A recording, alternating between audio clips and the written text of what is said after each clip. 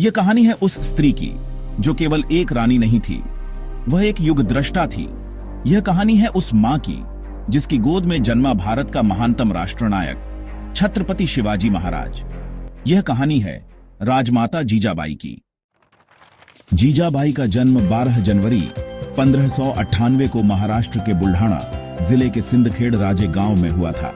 उनके पिता थे लखूजी जाधव, जो निजामशाही दरबार के एक प्रभावशाली सरदार थे।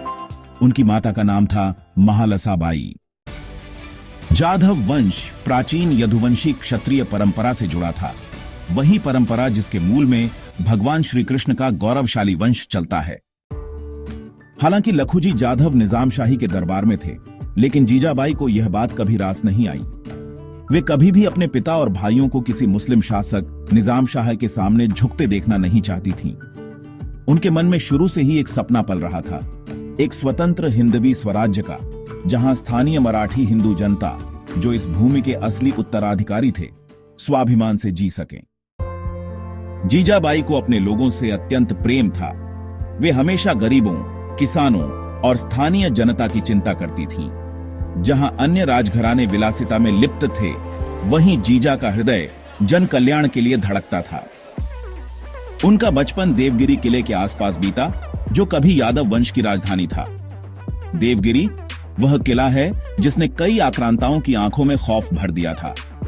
इस किले की ऊंचाई, मजबूती और रणनीतिक स्थिति ने जीजा के मन में स्वाभिमान और स्वतंत्रता की भावना को और भी मजबूत किया। लगभग 8 वर्ष की आयु में जीजाबाई का विवाह हुआ शहाजी राजे भोसले से, जो एक कुशल योद्धा और मराठा सरदार थे। यह विवाह 2 महान मराठा कुलों भोसले और जाधव के संगम का प्रतीक बना। शहाजी राजे बीजापुर सल्तनत के अंतर्गत सेवा में थे, लेकिन जीजाबाई ने कभी भी उस गुलामी को अपने बेटे के भविष्य का हिस्सा नहीं बनने दिया। जीजाबाई न केवल भारत की पहली महिला थीं जिन्होंने स्वराज्य का सपना देखा, बल्कि वह इसे जनता के लिए चाहती थीं, किसी राज सिंहासन के लिए नहीं, बल्कि सामान्य जन की भलाई के लिए।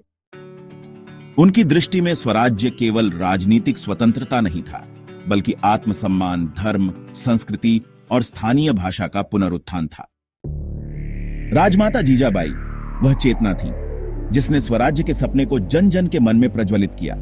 उनके विचार, उनके संस्कार और उनका साहस आज भी हमें यह सिखाता है, स्वराज्य पहले मन में जन्मता है, तभी वह भूमि पर आकार लेता है।